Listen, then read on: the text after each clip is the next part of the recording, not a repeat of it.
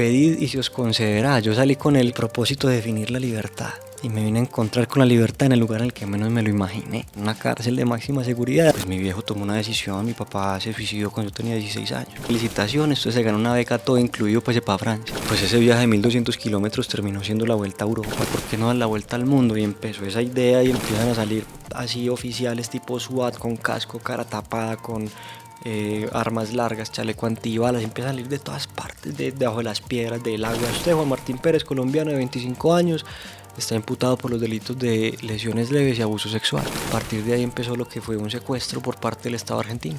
Pasé de estar con la libertad a flor de piel a perderla completamente por estar en el lugar equivocado, en el momento equivocado. Preso en el extranjero, en una cárcel de máxima seguridad y en COVID. Todo mal. Esto llegó a Televisión Nacional, a la radio, en las redes sociales hicieron un mierdero, hicieron marchas en el pueblo para que los dejaran a ustedes guardados. Dígame pues, ¿cuándo fue la última vez que agradecieron por estar libres? Eso se vuelve paisaje. Si llega una mujer diciendo que la violaron y que faltaron con su integridad, ella tiene la razón. Uno es culpable hasta que se demuestre lo contrario. Listo, la claqueta.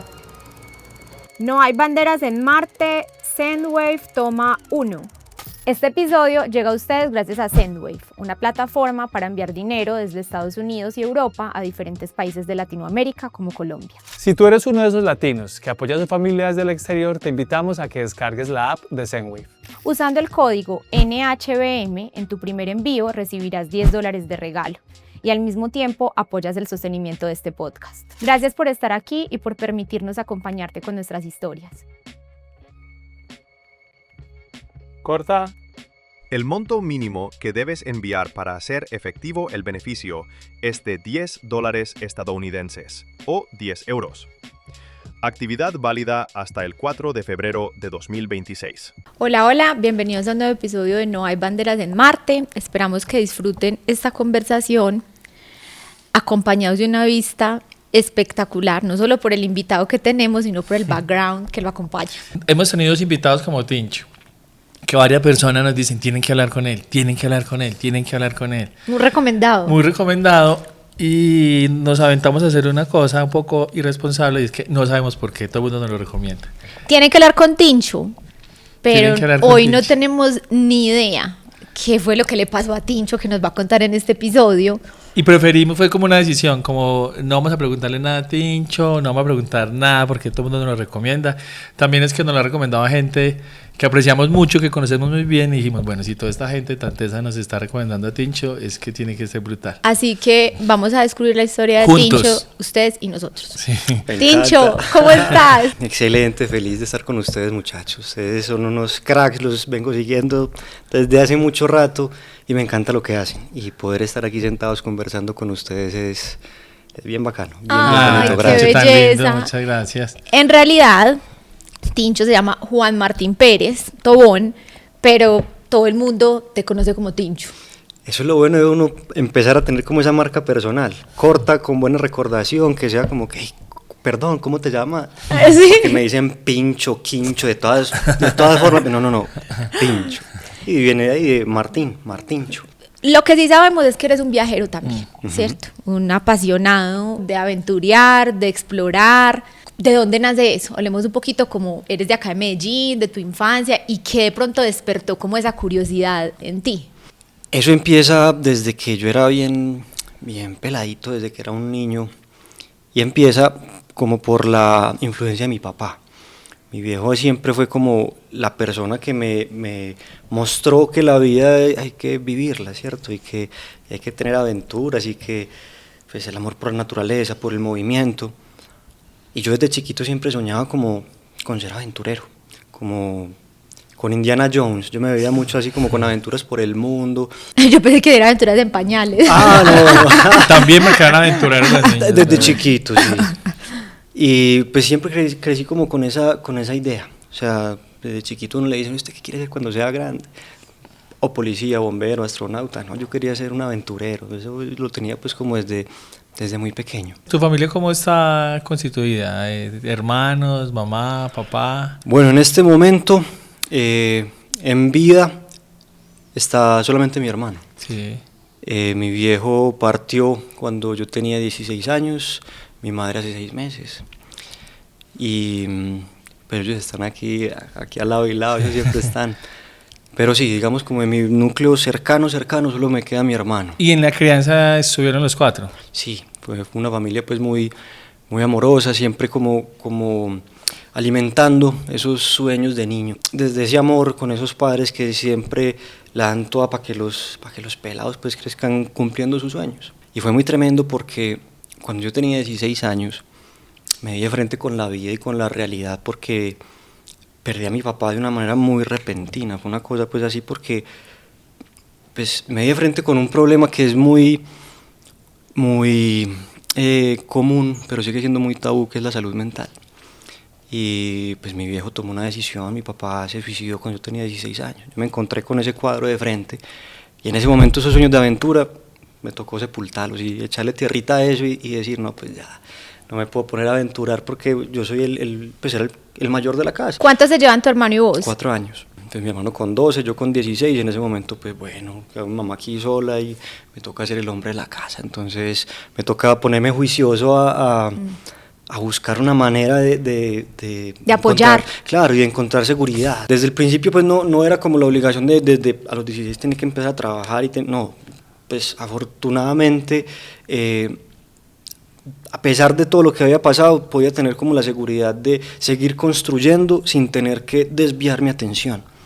Entonces pues nada, yo ahí empecé a estudiar ingeniería mecatrónica. Porque pues eso a los 16 años uno no tiene ni idea de qué va a hacer con la vida, si uno no sabe para dónde va a agarrar uno. Entonces, pues en ese momento yo siempre fui muy buen estudiante, a mí siempre me fue muy bien, yo nunca tenía que estudiar mucho en el colegio, pues que era un colegio bastante exigente a nivel académico, pero yo siempre estuve muy parchado porque todo me fluía bien, pues y afortunadamente pues no fue como un martirio sacar buenas notas y poder decir soy bueno en esto y me puedo lanzar por allá. Entonces empecé a estudiar ingeniería mecatrónica. Tincho, ¿y socialmente la Incolera es como amiguero, o la rumba te seducía, o más juicioso casa y parceros en los deportes? Era muy deportista, pero también era muy amiguero. Pues era el parcero de todos. Yo era parcero del grupito de los más calladitos, los más estudiosos, y también el grupito de los que jodían a todo el mundo. Yo era, o sea, no me identificaba con ninguno, pero con todos estaba en la buena. Y también tuve una época, pues, precisamente por eso, a veces uno se junta como con esas malas influencias, ¿cierto? Y también ese descubrimiento de mundo.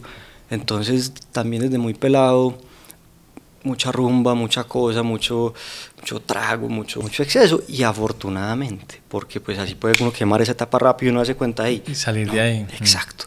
Porque pues sí es importante uno saber lo que, pues vivir lo que uno no quiere para saber lo que uno quiere, ¿cierto? O sea, empezar a vivir cosas para aprender a descartar, para tener argumentos de decir, no, esto no va conmigo. ¿Ustedes se dieron cuenta que tu papá venía como con temas de salud mental o eso nunca. Ustedes lo percibieron? Jamás, nunca.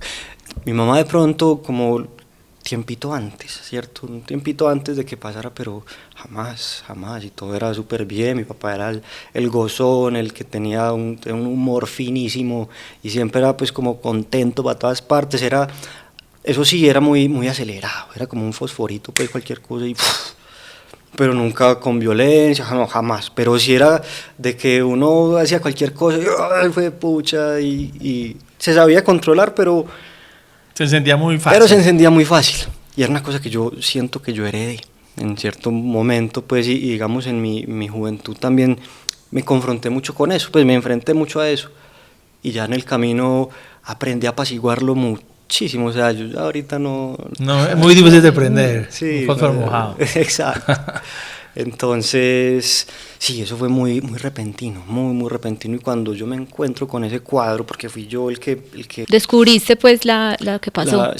La circunstancia, eso fue un choque muy tremendo. Yo como, pero ¿qué acabo de pasar aquí? ¿Qué es esto? O sea, fue un antes y un después en mi vida muy tremendo. ¿Y tu mamá lo recibió cómo? Pues como que dijo, pucha, me quedaron estos dos muchachos y tengo que llenarme de fuerza, ¿o se derrumbó? No, se llenó de fuerza, pues a pesar de que eso lo quiebra uno por dentro, ella, yo me le quito el sombrero porque para mí es una un referente de fortaleza muy tremendo y de resiliencia. Gracias también a ella y a su fuerza fue que pudimos seguir construyéndonos y poder estar en este momento también donde estamos. Ese tema es, como tú lo mencionaste inicialmente, es un tabú. La salud mental creo que hoy es un tema que se pone más sobre la mesa. Menos mal está pasando.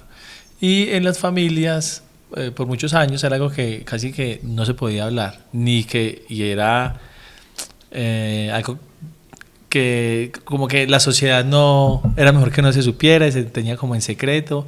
Incluso dentro de las familias pues pasaba y no se hablaba. Ustedes en algún momento se sentaron, lo pusieron sobre la mesa a pensar ¿qué pasó? ¿qué pasó? ¿Por qué? Claro, sí, después de eso es como que pues ya sucedió, entonces es algo que hay que, o sea, sí, lo vivimos en carne propia y no es algo que simplemente está sucediendo y no queremos que salga a flote, se desbordó, o sea, no hubo ningún momento en el que estuviera por ahí debajito de la mesa y pues hay que esconderlo, no, fue un momento en el que toma tu totazo y bueno, aquí qué está pasando.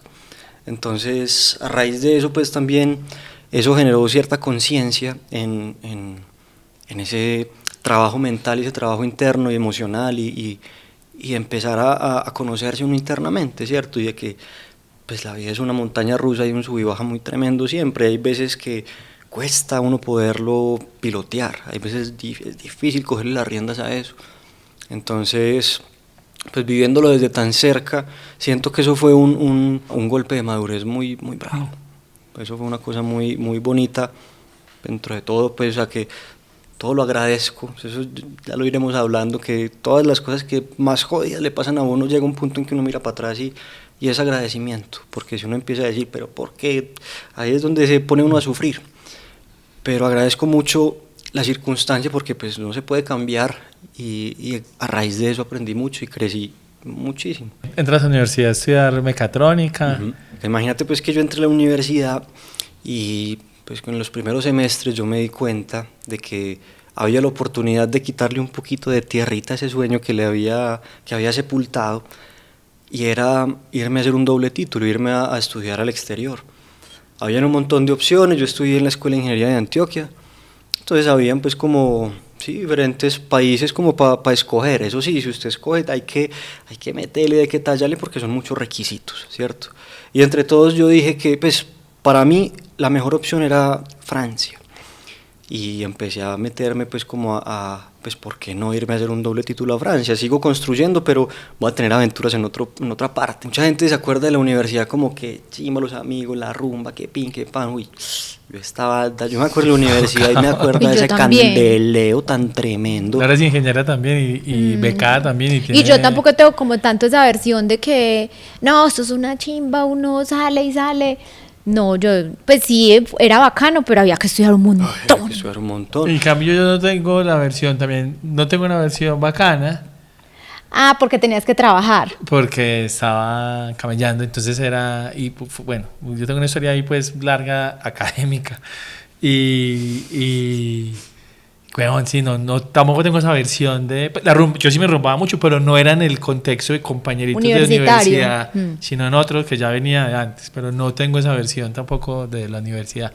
Tincho, entonces te fuiste a hacer, ¿qué parte de la Universidad de Francia? A partir del 7º semestre me fui para allá, pero pasó una cosa muy loca, parce, y es que yo tenía, o sea, ese objetivo de irme a estudiar a Francia tan claro y tan arraigado, que pues habían muchos requisitos, ¿cierto? Estudiar francés, mantener un promedio, había que soltar una buena plática, y yo le decía a mi mamá, yo me voy a ir a estudiar a Francia. Ella miraba con esa carita, mijo, hágale, no deje de soñar, vamos a ver cómo hacemos, pues, porque es que no es fácil. Hice de estar en pesos colombianos pagando una universidad bien cara. ¿A dónde? ¿A Toulouse? ¿A París? A Burdeos, a Bordeaux. Sí. Me acuerdo que terminaba de estudiar a las 5 de la tarde todo el día allá en la escuela de ingeniería para bajar a cursos de francés porque no sabía nada de francés y me tocó intensivo, y fueron como 3 años intensivos todos los días yendo a clase de francés. Entonces logré el requisito de aprender francés, de mantener el promedio, pero pues seguía ese tema económico, ¿cierto? Imaginé pues que me cayó una beca del cielo, una beca a la que yo no me había postulado, pues nada, yo venía haciendo lo mío, tranquilo. Y un día me llegó un correo, yo estaba en clase, pum, me llegó el correíto, felicitaciones, entonces se ganó una beca todo incluido pues para Francia. Y yo, estos estafadores tan calidosos, antes, yo no le voy a hundir ningún link porque... Me la gané sin comprarlo. Y no, resulta que la universidad se dio cuenta de que, pues, el grupito de estudio que el que yo tenía, y yo le estaba metiendo tanto la ficha, que pues se dio la oportunidad de esta beca y nos postularon y no nos dijeron nada. Y yo, sorpresa, pues, te ganaste la beca. Y yo, marica, pues, si el mundo y el universo me está poniendo esto así, sí, es porque es allá. Es bien interesante eso porque... pues inconscientemente fue como esa manifestación y yo pues me puse a jugar con esas variables de meterle toda la energía a ese objetivo, pues tanto las acciones como el pensamiento como la emoción, porque yo me imaginaba ya, o sea, yo me sentía ya comiendo pan francés todos los días. Exacto, yo me imaginaba con el baguette debajo del brazo por allá tomando vino y pues teniendo el objetivo claro, porque es que muchas veces uno va y hace, pero uno no sabe para dónde va. Entonces, juntando como esas tres variables, toda la energía, el objetivo claro y la fe, pues como esa certeza ante la incertidumbre, pues empezó a dar todo. Y yo dije, pues por aquí es, obviamente, claro que sí. Y gracias a que ese sueño se empezó a materializar, se empezaron a abrir otras puertas. Eso fue muy tremendo porque, pues, la burocracia es una palabra francesa. Entonces hay que hacer mucho. mucho, ¿De dónde viene? Pucha, papeles para arriba, para abajo. Y resulta que faltaban ya como 2 semanas para yo dar el paso, para irme a estudiar a Francia. Estaba en la avenida del Poblado caminando después de hacer una vuelta por allá en el Poblado y me encuentro un personaje que me cambia la vida por completo. Hay esos encuentros fortuitos que uno en el momento, uno, pues, qué tan bacano, pero yo ahorita miro para atrás y gracias a ese loco que se me apareció, Nicolás se llama, un argentino. Iba yo caminando por la acera y el man se me atraviesa ofreciéndome unas galletitas de mantequilla, lo más normal del mundo. Y yo vi al man con una sonrisa así de oreja a oreja, lo miro, y detrás había una bicicleta cargada hasta los dientes, parce, llena de maletas y un letrero que decía por Latinoamérica en bicicleta. Y yo, berraco, parce, ¿cómo así? Vení, contame un poquitico. Sí, loco, yo vengo ya pedaleando 2 años por Sudamérica, voy hasta Alaska. El caso pues fue que me pareció muy impresionante. Yo venía como tan enfocado, tan como con los ojitos tapados y tan direccionado que... No te había dado tiempo para mirar para otro lado. Exacto. Y yo siempre fui muy amante pues, de la aventura, muy amante de la bicicleta, porque mi papá pues, era muy deportista y siempre él fue el que me metió el tema de la bicicleta. Pero a mí nunca se me había ocurrido para recoger una bicicleta y viajar largas distancias. Jamás se me había pasado por la cabeza. Y en ese momento fue como, uy, parce, ¿cómo así? O sea, esto es posible. Y más allá de como la semillita que me quedó en la mente, fue como sentí esa corazonada, parce, y como esa brújula del corazón que por aquí es. Por aquí es. Y bueno, o sea, me quedé conversando con ese loco y dije, alguna vez en la vida tengo que hacer esto. Vamos a ver cuándo, pues, o sea, pero alguna vez en la vida cojo una bicicleta y me pierdo por ahí, qué chimba. Seguí el camino, pues me fui para Francia. Estuve allá 2 años y medio más o menos, que estuve viviendo allá en Francia. Fue tremendo, pues porque una carrera como ingeniería mecatrónica en otro país, con otro idioma, otra manera de pensar, otra manera de resolver los problemas, o sea, eso fue intenso. Tincho, perdón, ¿y cómo te sentiste académicamente? Obviamente, pues Francia es muy famoso por la academia, precisamente por la socialdemocracia, pero la academia francesa es muy famosa. Y en Colombia, pues solemos decir que aquí no estamos tan bien. ¿Cómo te sentiste haciendo el empalme? Parce, sabes que supremamente bien. Al principio fue muy duro, pues por ese choque, porque yo salí de la primera clase y yo dije, pucha, parce, ¿qué me metí? ¿En qué me metí? No entiendo nada, no sé para dónde vamos. Y pues, bueno, yo sabía que poquito a poquito uno le coge el ritmo y uno coge rueda. Pero me parecía más duro, parce, la universidad en Colombia, ¿sabes? Me parecía como un ritmo más exigente, más complicado. O sea, llegaste con buenas bases, no te sentías, pues, claro, un poquito... Pues el idioma nomás ya pues, pone un reto. Estudiar ingeniería en francés. Claro, ya, y es eso, que son formas distintas de resolver las cosas. Y pues la ingeniería da como esa base para uno resolver problemas y le da a uno como otras perspectivas y todo. Y esto es una perspectiva completamente distinta. Y yo veía que ponían problemas y yo los resolvía de una forma, pero no era por esta otra, pero eso era muy enriquecedor y eso gusta mucho allá porque precisamente es otra perspectiva. Entonces, tuve un tiempo pues académico y en ese tiempo habían pues entre semestre y semestre llegaba como la época de verano, ¿cierto? Como las vacaciones de verano. Y pues tenía todos mis compañeros buscando una práctica opcional, buscando empresas para hacer prácticas y todo.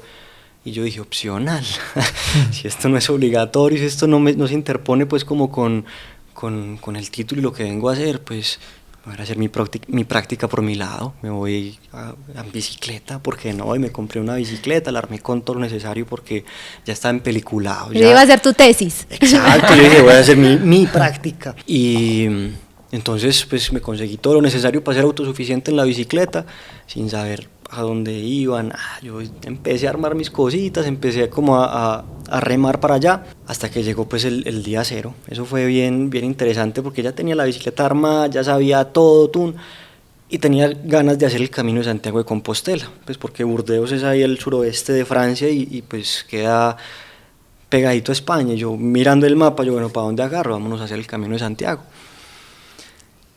Y con todo, pues como con esas ganas y esa certeza de quererlo hacer, llega el momento cero, pues y empieza la mente, o sea, el corazón ya sabe para dónde va, pero esa loca empieza, puta, entonces te vas a salir solo y no conoces a nadie, y la plata y todo lo que sale antes de dar el primer paso. Yo me enfrenté a todos esos miedos y a todo eso y dije, no, pues como así, ya estoy listo y no tengo práctica, ¿y qué me voy a quedar aquí sentado mirando para el techo?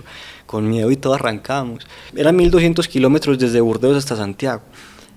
Y eso yo pensaba que eran por ahí unas 3 semanitas pedaleando, dándole a buen ritmo, pero que era un tiempito corto. Yo tenía casi 5 meses de gabelita ahí, pues antes de volver al ritmo académico. Y yo dije, pucha, se me va a quedar cortico el Camino de Santiago. Y en efecto, llegué a Santiago de Compostela y sin rumbo. Y en Europa es muy fácil, porque es que en Europa hay mucha infraestructura, eso ya está pensado para eso.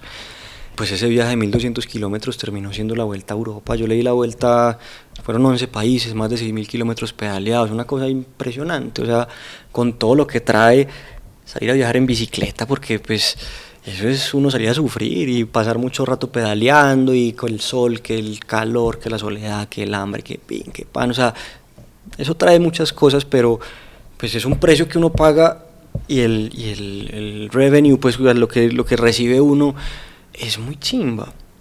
O sea, conocer tantas personas, tantos lugares, tantas culturas. Y más allá de eso, yo siento que el mayor regalo fue tiempo conmigo. ¿Sí o qué? Porque uno para pedalear largas distancias tiene que pedalear muchas horas. O sea, uno tiene que estar muchas horas ahí sentado en esa bicicleta con la mente, con las emociones y uno con uno. ¿Tu mamá sabía que estabas, o sea, en esas? Porque también eso, como tengo un hijo becado, es juicioso, estudió francés, aparte que es mecatrónica, es que no es que la está mamá estudiando esperando la práctica sociología, en Herbas, eso, está en Herbas haciendo la práctica este man. Y él no, yo estoy en la bici. Yo estoy hipeándome a Europa a toda máquina. Mira dónde estoy, ma. Y ella, ¿qué? ¿Cómo así? Tú, ni empieza la preocupación de la mamá, obviamente. Pero me veía tan feliz, parce, que hágale, que usted sabe lo que está haciendo. O sea, con mucho juicio, ya se cuida y por la sombrita. Ella me apoyó pues desde el principio. Me dijo, si vos estás feliz y sabes lo que estás haciendo, yo tengo pues como la confianza de que sabes lo que estás haciendo y que lo estás haciendo bien. Y pues fue muy bacano, fue una experiencia muy bacana en la que yo sentí algo muy revelador en mi vida, que pues al principio fue muy bonito, muy llenador, pero me llenó de más dudas todavía, que fue sentirme libre. Yo en esa bicicleta sentí la libertad a flor de piel, la libertad de tiempo, de espacio, de hacer lo que yo quiera, coger para donde yo quisiera. Entonces, yo cuando terminé esa vuelta por Europa, yo dije, pues esto es tan chimba y me siento tan libre, tan en mi salsa, o sea, me encontré haciendo esto, que chimba, y todo lo que estoy haciendo es muy bacano, estoy fluyendo mucho, me está yendo muy bien, pero esto me está llenando más y siento que esto me da más chispa en la vida y en el corazón. Pero yo dije, listo, ya empecé pues como este camino, tengo que terminarlo porque es una responsabilidad tremenda, y si no lo terminaba Y si de pronto soltaba en la mitad del camino, pues me tocaba pagar la beca. Ah, sí. Ahí estaba la cuenta, tenía una responsabilidad grande. Pero una vez terminé la vuelta por Europa, yo dije, yo quiero hacer esto un poquito más grande, ¿por qué no dar la vuelta al mundo? Y empezó esa idea y empezó esas ganas de dar la vuelta al mundo en bicicleta. Tincho, ¿qué año era ese? Eso fue en el 2016 y empieza ese sueño loco, con la idea de regresar, de homologar todo, de dejar todo listo y arrancar. Con el propósito de definir lo que era la libertad, porque la libertad es un término muy ambiguo, ¿cierto? Es muy personal, cada uno ve su libertad a su manera. Y bueno, seguí alimentando como ese sueño, terminé todo lo que estaba haciendo allá en Francia, estuve haciendo una práctica en Cannes, en una empresa muy bacana que hace generadores solares móviles, y me estaba yendo súper bien. Era precisamente eso, el extranjero entonces el que tiene otra perspectiva para resolver los problemas, era muy bacano, entonces estaba fluyendo muy bien allá y me habían ofrecido pues de todo para quedarme. O sea, no, quédese aquí, hace parte del equipo, tome el sueldo, y le empiezan a pintar un montón de cosas. Que decía, seducen. Exacto, y uno piensa, hijo de pucha, la seguridad, y aquí viviendo en Cannes, parchado, y aquí, qué chimba, tengo el mar a un lado, las montañas al otro, y ¿cómo no, cierto? ¿Por qué no? Pero ese llamadito del corazón yo sí lo sentía fuerte. Entonces la mente me decía eso, pues parce, tener la seguridad, aquí se te están abriendo las puertas para facturar bien, para dar esa seguridad que estabas buscando. Y el corazoncito fue más fuerte y yo dije, pues sé que si estoy aquí me puedo llenar de cosas, pero voy a tener este vacío. Y quiero apostarle a ese sueño, y como ya lo había vivido, sabía que no estaba inventando, que no era una cosa, que un sueño etéreo ahí como, ¿será qué tan bacano? O que muchas veces uno tiene un sueño y lo tiene súper romantizado, y cuando se acerca a él dice, no era tan chimba, exacto, no me gustó tanto como yo creí. Pasa. Pero yo ya me había Ya Ya lo habías vivido. Y dijiste, por acá sí es. Y con lo duro que es, porque es que es uno cargar peso en la bicicleta, y uno con la bicicleta pesada de bajada, muy rico, pero De empieza a subida. subir, ay, pucha, eso es intenso. Pero pues yo estaba dispuesto a pagar el precio, porque sabía que eso me llenaba más, sabía que eso me iba a dar más vida. Entonces, con todo lo que me ofrecieron y todo, yo dije, no, gracias, pues me voy a seguir mi sueño y voy a ser fiel a mí mismo. Tincho, perdón una pregunta, pero vos no lo padecías. O sea, lo de ingeniería y el trabajo, no ¿Te también. gustaba? Estabas Me conectado gustaba, con fluía eso, muy sí, bien, sí. fluía muy bien. Nunca tuve ningún, pues académicamente yo jamás llegué a perder una materia, yo siempre súper bien. Y no me costaba tanto, porque yo veía mucha gente que era tan más matada que yo, porque pues... Y no la lograban. Y que no la lograban, y que les costaba, y sufrían, y lloraban, y yo algunas las pasaba raspando, pero pasaba. Pero pasaba, ¿cierto? Y estaba parchado. Afortunadamente, pues, y bueno, todo eso pues como que facilitó todo ese camino allá en Francia.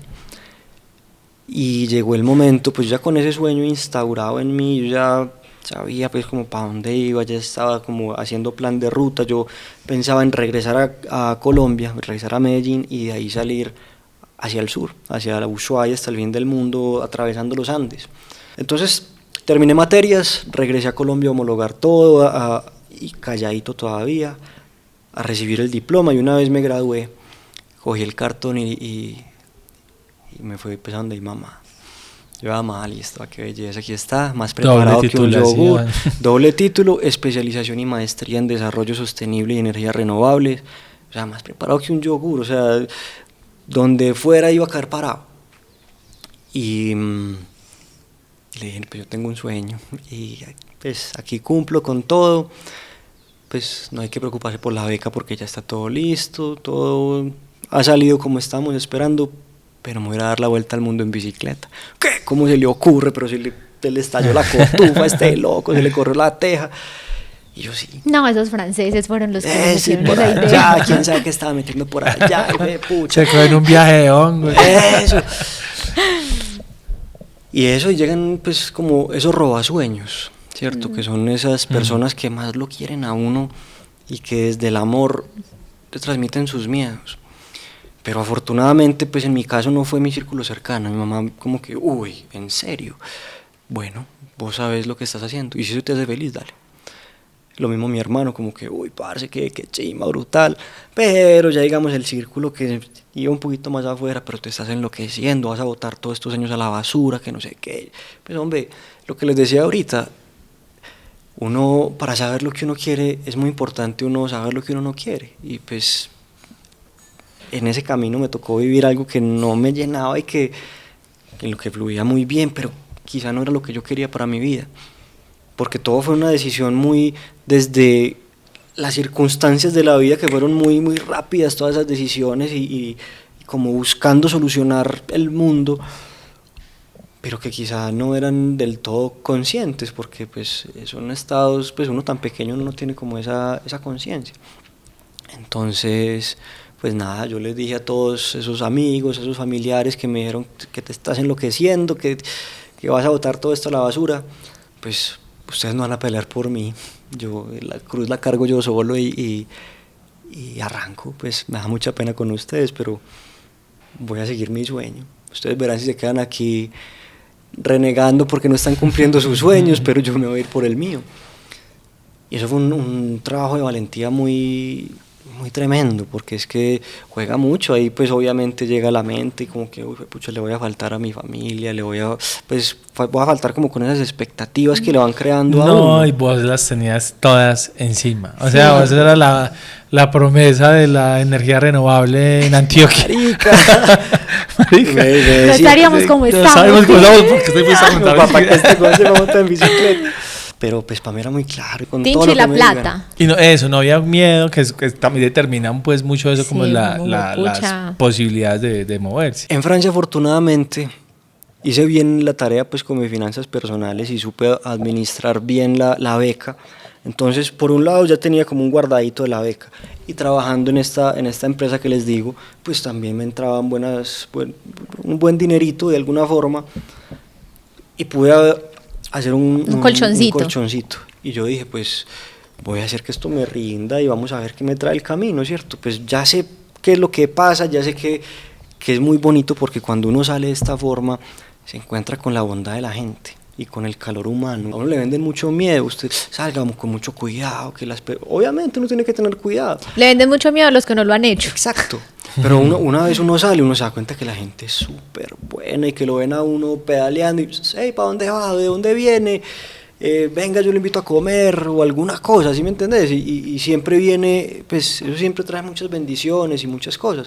Y pasa otra vez como esa intuición y esa corazonada que llegó así de un momento a otro, faltando unos días para arrancar. Yo ya tenía todo listo, ya tenía todo muy organizado, ya había creado algo que fue también de mucha rapidez, pues como muy, muy, muy improvisado, que fue pues darle un nombre al proyecto y para poder compartir todo, crear pues como la página en Instagram, el blog, que fue Pedal Libre, como con esa idea de buscar esa libertad y de definir esa libertad.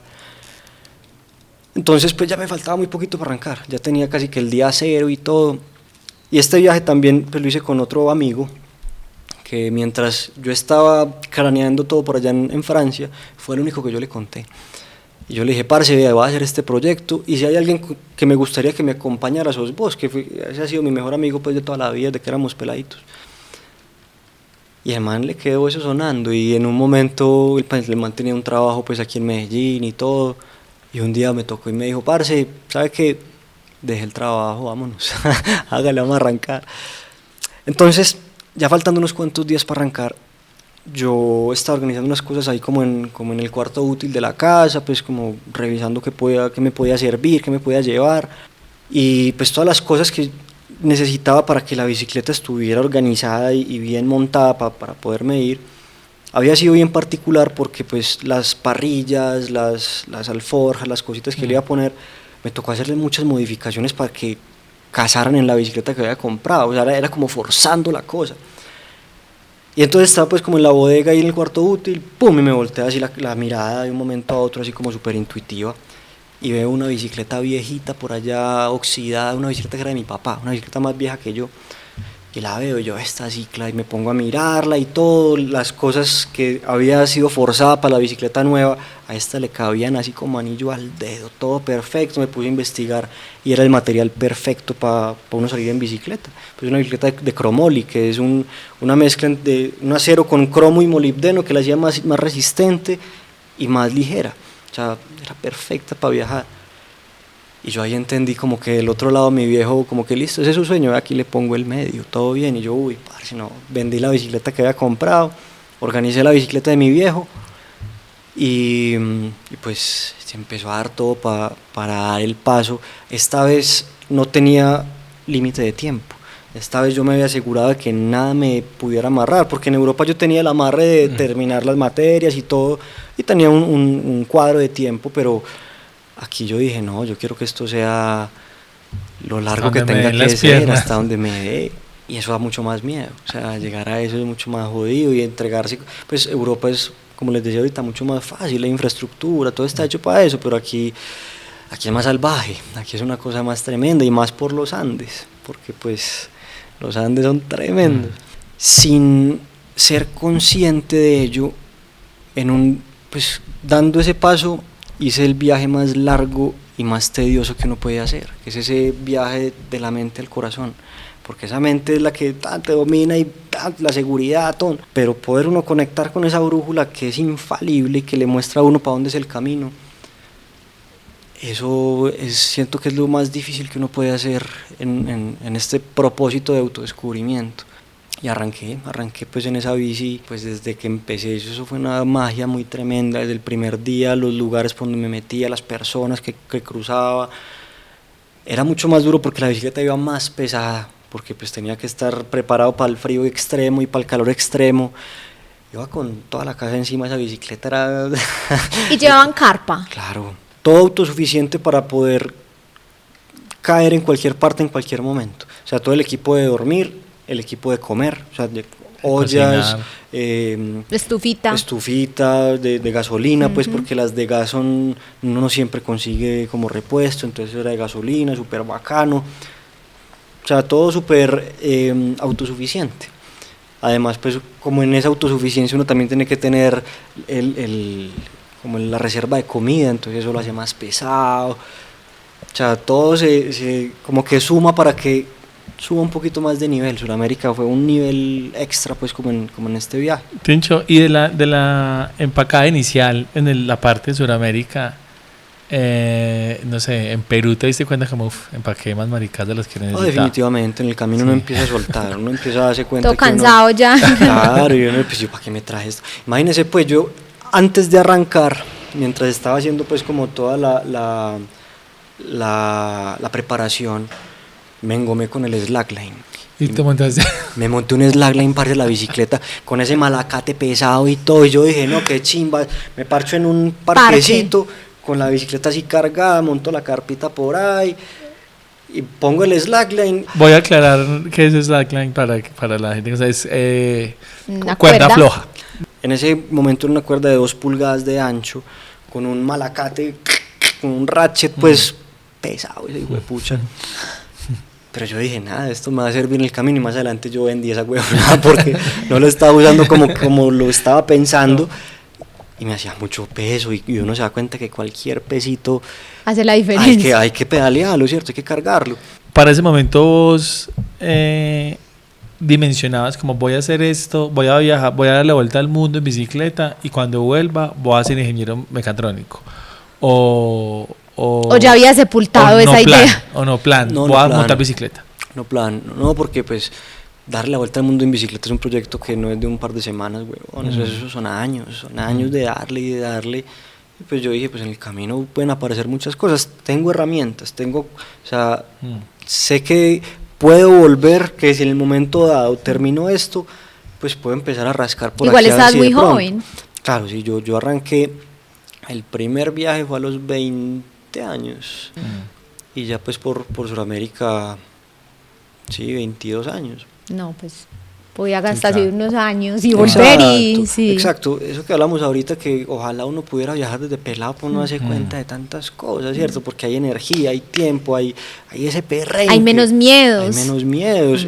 que siempre están, pero uno dice, pues nada, vamos a ver, y uno quizá tiene un poco más de inconsciencia con muchas cosas, pero También. así mismo uno es Más aventado. ¿cierto? Y se le va a uno de frente a las cosas y que sea lo que sea. Entonces fue muy interesante, pues a partir de ahí fue una cosa muy interesante, sobre todo por ese ejercicio del desapego, porque pues ya uno por dar ese paso y por ya soltar todo y decir, vamos a ver lo que me traiga el camino, ¿cierto? El tiempo que sea, lo que sea, dejo a mi familia, dejo el techo, dejo a mis amigos, dejo pues como un trabajo estable o lo que me dé seguridad y arranco. Siento que esa es la primera monedita que le metí a esa búsqueda de la libertad y esa primera llave tan importante que a medida que uno va avanzando uno la va como afianzando más, porque precisamente es eso, uno empieza con un montón de cosas y uno va soltando, y uno, esto para qué, tun, y empiezan a regalar cosas, a soltarse y tratar de ir cada vez más ligero. Y fue muy interesante porque pues en el camino llegaron personas que me marcaron muchísimo. Terminé en el Putumayo, en el Valle de Sibundoy, viviendo un par de meses con un indígena que para mí es un maestro impresionante, es un loco de la tribu Kamsá, que yo siento que es un maestro de vida muy, muy tremendo. Y después de eso llegó el momento de pasar la frontera a Ecuador, ¿cierto? De cambiar de pesos colombianos a dólares. Y yo, ay, pucha, miraba esa cuenta y yo, marica, esto ya no me va a alcanzar para mucho, pues de aquí en adelante eso está en dólares y si no estoy produciendo y toda la cosa. Y ahí tomé una decisión que fue congelar todo lo que tenía, hacerme de cuenta que no tenía nada. O sea, en este momento estoy en ceros. Esa plática la había guardado por si pasaba alguna cosa, pues como ese colchoncito. Y yo de en adelante dije, no tengo nada, pues vamos a ver qué pasa. Y ahí es donde se enfrenta uno a esos retos que lo hacen a uno explorarse y encontrar talentos que uno no sabía que tenía, porque en la vida uno nunca había tenido la oportunidad de trabajarlos, de explorarlos. Y pues empecé a vender de todo lo que yo hacía, comida, empecé con los arequipes de café, vendiendo, aprendí a hacer con el indio manillas, así como esta por ejemplo sí, se le dice yo a mi mamá, okay. Y vendía las artesanías, tenía el manguero, o sea, empecé a rebuscármelas por todas partes. En Ecuador. En Ecuador.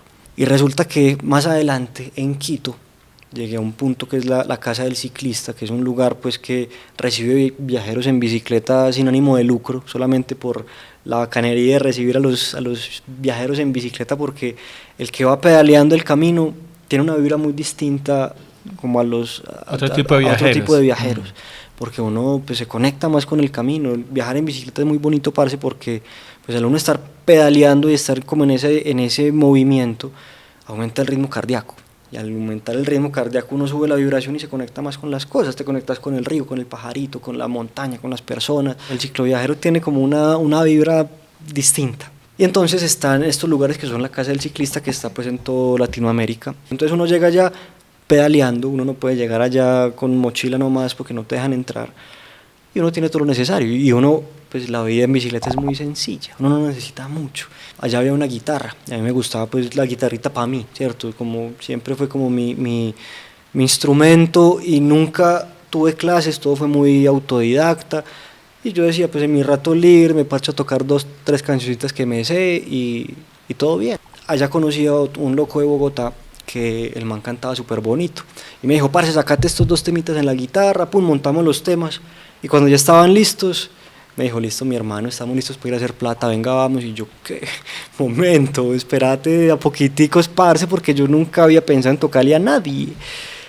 Y, oh sorpresa, nos fue súper bien. O sea, la primera vez que salimos a los restaurantes a tocar, salimos con los bolsillos llenos a $100 y yo, ¿qué? Esto es posible, o sea, impresionante. Y ahí monté una guitarra en la bicicleta. Pues ahí bajaste el slackline. Sí, de hecho lo vendí allá en Quito y allá mismo monté la guitarra y empecé a viajar con la guitarra, y eso también me ayudó a explorar talentos que no había conocido antes, y a partir de ahí, gracias a la música, pude sostener mucho el viaje. ¿Y cómo fue el recorrido, Tincho? Llegué a Ecuador le di toda la vuelta, bajé por la ruta de los volcanes, me metí a la selva, subí por la selva otra vez hasta Quito, me bajé por la costa. La Ruta del Sol. La Ruta del Sol, el Espóndilus, que es espectacular esa ruta. Llegué hasta Guayaquil y me volví a subir a la sierra por la ruta del Cajas, que ha sido de las rutas más hijueputas que me he hecho, parce. O sea, pasar de el nivel del mar a los 4200 en un solo tirón. Como en 80 y pico de kilómetros, 90 y pico kilómetros. Eso fue intenso, y pasar, o sea, del calor intenso a ese frío tan tremendo. Más o menos, ¿cuántos kilómetros diarios? Promedio, póngale unos 80 kilómetros. Habían días de 10 kilómetros, habían días de 250 kilómetros. Habían días de 10 kilómetros y muchas canciones. Exacto, y pasaban muchas cosas, o llegaba a algún lugar y en ese lugar pues, decidía pasar un tiempito, pues, y me quedaba semanas ahí. O sea, en Ecuador, esa fue la ruta, ¿y pasaste por dónde? ¿Por Tumbes? A Perú. No, yo volví a subir a Alcajas, a Cuenca, y seguí bajando por la sierra, y a partir de ahí fue toda la cordillera de los Andes, todos los Andes. Pasé a Perú por Zumba, por la frontera ahí con Zumba, que un tierrero tremendo, o sea, es un pantanero impresionante, una ruta pues que terminamos así vueltos. Y ahí seguías con tu amigo. Ahí seguía con mi amigo, pero era muy particular porque, por ejemplo, allá donde en Sibundoy, pues cuando estábamos viviendo con el indio, eso fue muy particular porque nosotros llegamos allá gracias a un accidente que tuvo mi amigo. Pues uno, para pasar de Mocoa a Sibundoy tiene que pasar por una ruta que es muy conocida, que es el trampolín de la muerte, que tiene ese nombre, eso no es de gratis. Y el man, antes de entrar a esa ruta, se cayó, se pegó una peloteada, le dijo de mar, y se abrió la rodilla feo. Entonces este indígena nos acogió mientras curaba pues como a este man, y nos ayudaba pues como en el tema de la curación, y ahí aprovechamos pues como a compartir con ese man y a llenarnos de cosas. Y estando ahí casi nos damos en la cara, o sea, por el tema de la convivencia, porque muy parceros de toda la vida y todo, pero viajando eso es duro, la convivencia y porque intensa. cuando uno viaja con alguien está 24/7 con esa persona, y pucha, eso Y es bravo. y es una constante toma de decisiones. Exacto. Y eso exige una constante discusión sobre lo que se va a hacer.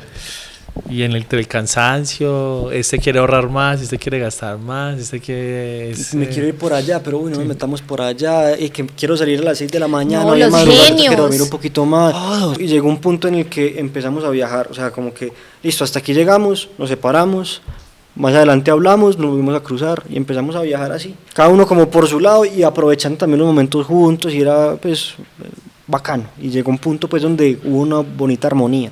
Viajar solo es una cosa muy hermosa. A uno le da mucho miedo porque uno siente la seguridad de estar con alguien, pero viajando solo es donde uno verdaderamente siente esa libertad, y le pasan cosas a uno que solo le pasan estando solo. Si tienen la oportunidad de viajar solos, no lo duden ni un momentico, porque es muy, muy, muy enriquecedor. Y bueno, entonces ya en Perú, ya después de haber llegado a Perú, me metí un tiempo también en la selva peruana, pues subí a Pasco, a Cerro de Pasco, que eso fue también tremendo. Qué frío tan impresionante, los lugares más fríos en los que he estado. Eso era muy, muy particular porque yo armaba la carpita en cualquier espacio, porque en Perú es muy fácil uno acampar por ahí salvaje. Y yo dormía, digamos, con la botellita de agua al lado por si me despertaba a tomar agua, y todas las noches yo sentía como eso se iba congelando, y yo me despertaba el otro día, la carpa congelada, la bicicleta congelada. Aprender uno a adaptarse también, que es una cosa que le agradezco mucho a este camino, ese poder camaleónico, ¿cierto? Que no importa dónde esté, con quién esté, adaptarse también pues yo dormí en todas partes, o sea, desde acampando por ahí libremente, en escuelas, en estadios, con la policía, en los bomberos. O sea, eso fue en gallineros, en lugares que uno decía, hijo de pucha, una noche duermen en un chiquero, y al otro día en una mansión porque lo invitaron a uno, o cualquier persona en el camino, venga, llegue a mi casa y conversamos. Aprender también a confiar en las personas, eso es algo que cuesta mucho también, como por la idiosincrasia que uno carga y todo ese miedo que está instaurado, pero cuando uno aprende a confiar es muy bonito, porque pues es eso, o sea, uno cuenta la bondad de las personas. Tincho, pero ¿qué es lo más duro? O sea,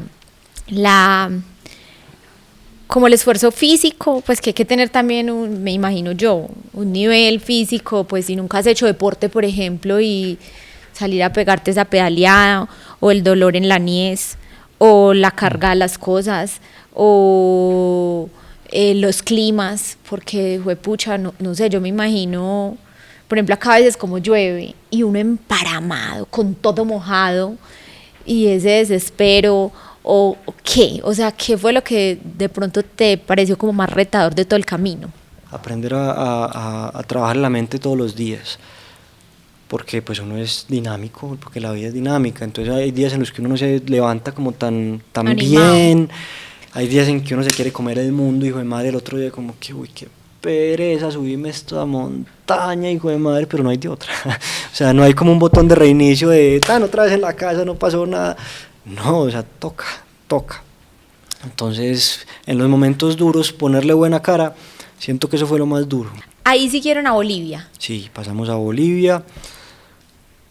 Bolivia, también todo por las sierras, Salar de Uyuni, y nos metimos después a una ruta dura, de las rutas más intensas también que he hecho, que es la ruta de los volcanes, la ruta de las lagunas, perdón, que es la frontera ahí Para Chile. entre Chile y Bolivia, después de Uyuni, donde está la Laguna Colorada, la Laguna de Dionda.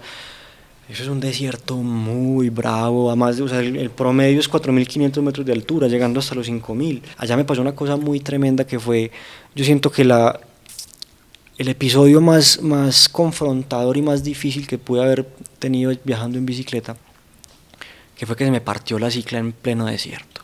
O sea, íbamos llegando a la Laguna Colorada, faltaban como 12 kilómetros, y 12 kilómetros en en ese terreno, eso es largo, eso es mucho. Y con la vibración y todo, venía una tormenta, pues se veía esa nube negra, y esa tormenta, pues allá arriba no es una lloviznita, eso viene con granizo mínimo, pues. Y entonces yo le dije al parcero, vamos a meterle porque si nos coge esto nos embalamos.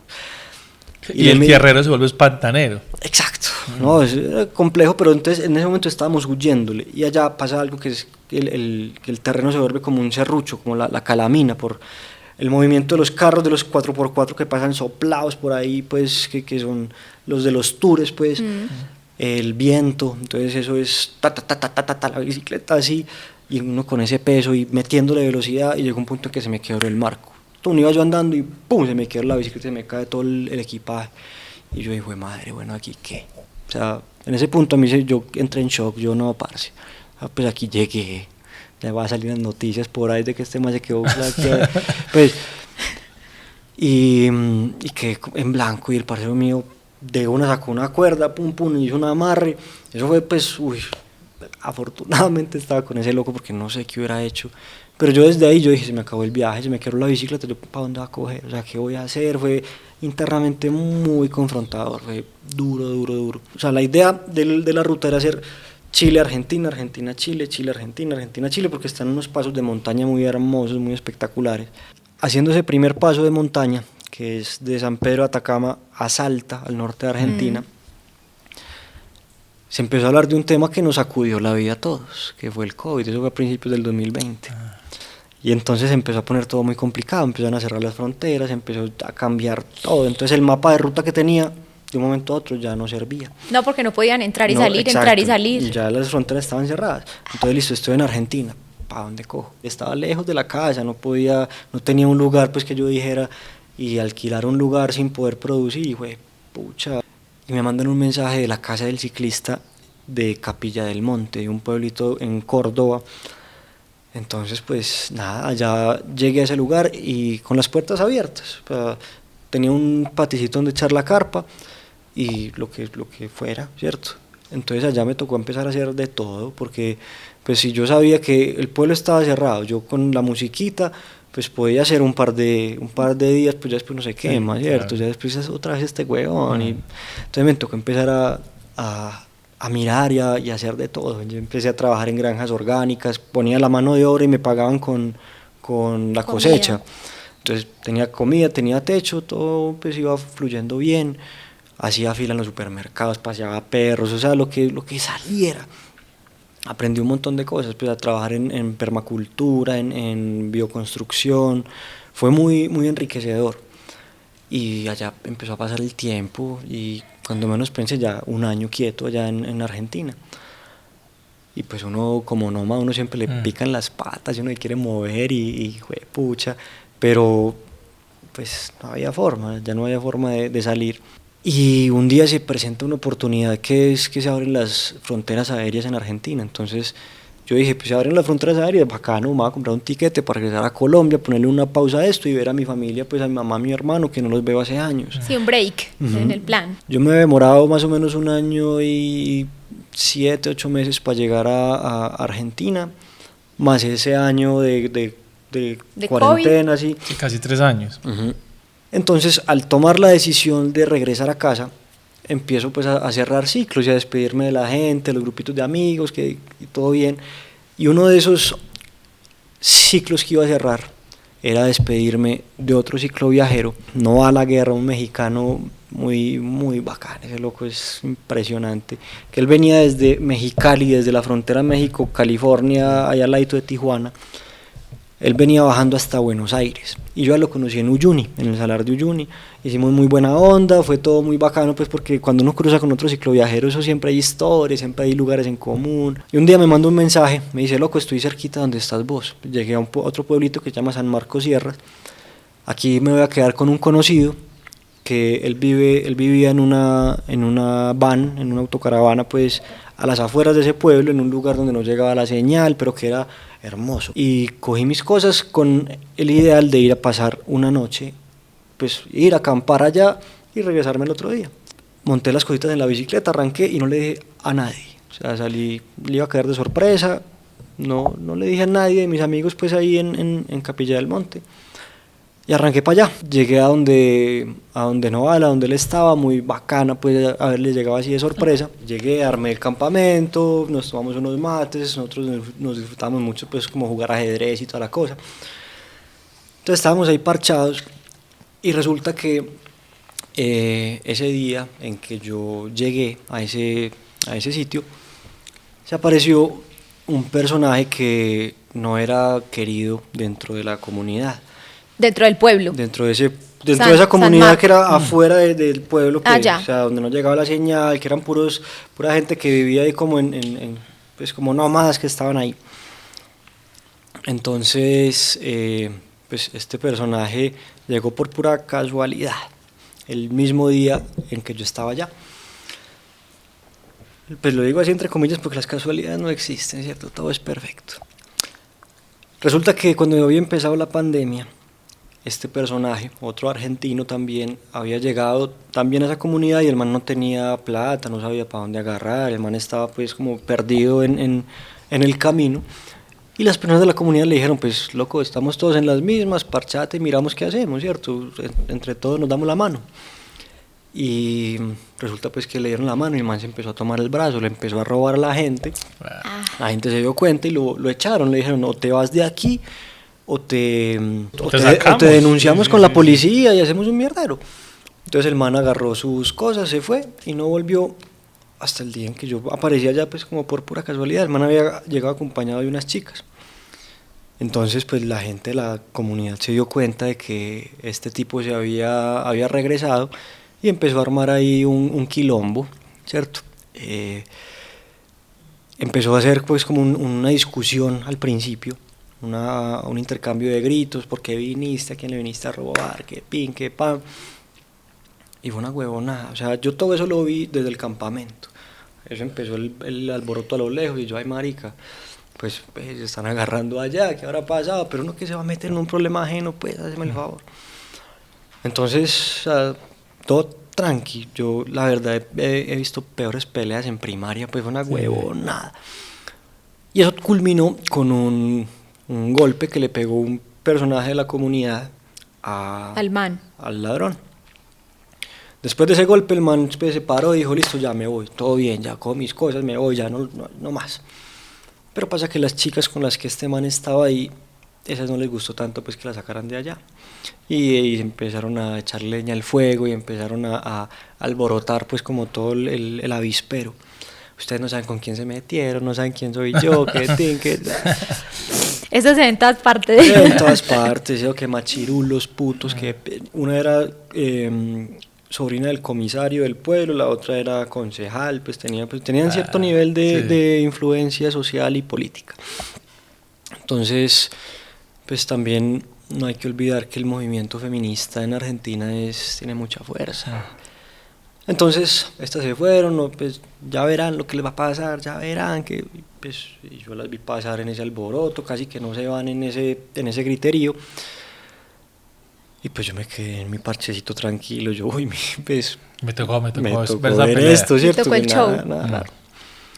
Y estas peladas salieron con la firme determinación de ir a poner una denuncia formal en la policía. Se inventaron una historia que habían llegado 5 extranjeros a dañarles el día, a golpearlas, a amedrentarlas, a violarlas, a todo.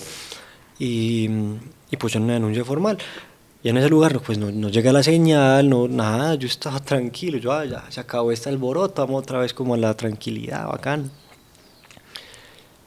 Y llegó el otro día, ¿cierto? Pasé la noche allá, acampé, y la idea era por la mañanita guardar las cosas y arrancar otra vez para Capilla del Monte, todo bien, sin ningún problema.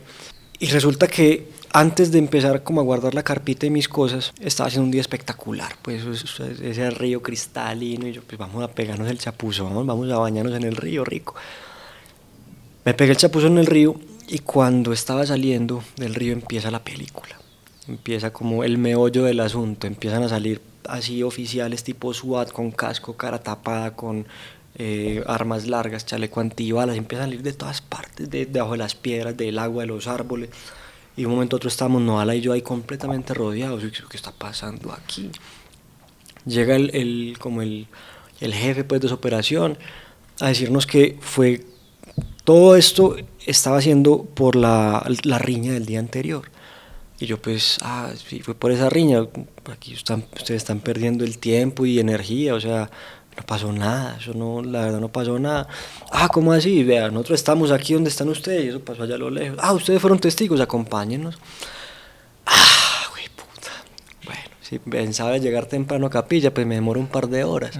¿Qué toca hacer? Listo, vamos, ya estamos en estas. Nos montaron la patrulla y nos llevaron pues al pueblo, a la comisaría del pueblo. Nos sentaron ahí en un escritorio dentro de la comisaría y nos Pero empezaron. solo ustedes dos. Solo nosotros dos en ese momento. Resulta que en la noche ya se habían llevado a otro par de personajes que también estaban allá, a otro mexicano y a un uruguayo, pues porque la denuncia que ellos habían puesto había sido Extranjeros. sin nombres, pues, o sea, y pues yo no había sentido nada en la noche, o sea, todo bien, yo estaba parchado y ya habían hecho pues como una operación la noche antes, pues. Resulta pues que nos empezaron a pedir los datos como los testigos, ¿cierto? Entonces el oficial, después de digitar los datos de cada uno, imprime un papelito, firme aquí. Y empiezo a leer ese papelito y ahí es donde se me cae el mundo por primera vez, porque empiezo yo a leer: usted, Juan Martín Pérez, colombiano de 25 años, está imputado por los delitos de lesiones leves y abuso sexual. Y yo, ¿qué? No, pues marica, hazme el favor, muéstrame pruebas. No, o sea, yo estaba tranquilo, parchado y pues, yo no voy a firmar eso. ¿Usted no va a firmar? Listo. Y ahí se pusieron agresivos y ahí se le subió el poder a la cabeza. Y nada, a partir de ahí empezó lo que fue un secuestro por parte del Estado argentino. A partir de ahí nos quitaron completamente la libertad y nos sometieron. Entonces pasé de estar con la libertad a flor de piel a perderla completamente por estar en el lugar equivocado, en el momento equivocado, entre comillas, ¿cierto? Entonces nos llevan para un calabozo, pues ahí mismo en la comisaría, con un nido de ratas horrible. Y lo que decían era, o sea, nos los vamos a llevar porque no quisieron firmar. Sí, pues, sí, porque ustedes están imputados por esto. Entonces, Igual si hubieran firmado se los hubieran llevado. definitivamente. o sea, se los llevan a llevar sí o sí. Nos obligaron a firmar y yo firmé y yo puse abajo, yo no estoy de acuerdo. El caso pues fue que nos llevaron para esa comisaría y no se me olvida ese momento en que nos echan ahí esa puerta metálica que se cierra y eso lleno de malandros ahí adentro, solamente hay unos cartones ahí como para pelearse uno por ellos, para tener donde dormir. Pero pues el viaje en bicicleta le va forjando a uno la mentalidad, ¿cierto? Y lo pone a uno a comer mucha mierda andando y pues uno sabe que de esta salgo, ¿cierto? Entonces, desde el principio yo tenía como esa esperanza de, pues, ¿qué es lo peor? Me faltaba, he dormido en todas partes, me falta dormir en una cárcel. Pues, Yo listo, vamos a vivir esto de la mejor manera, todo bien. Si así de fácil entré aquí, así de fácil salgo. ¿Y el mexicano cómo estaba? También estaba como con esa misma idea de que pues todo va a estar bien, aquí estamos y bien. O sea, obviamente eso no es cómodo, pero uno trata de ponerle buena cara. Entonces empezó a pasar pues como el tiempo allá adentro y los guardias nos decían, locos, pues tranquilos, que eso no es tan grave, ustedes mañana salen. Entonces pasaba la noche más larga de la vida y fue madre, el otro día listo, y salimos bien.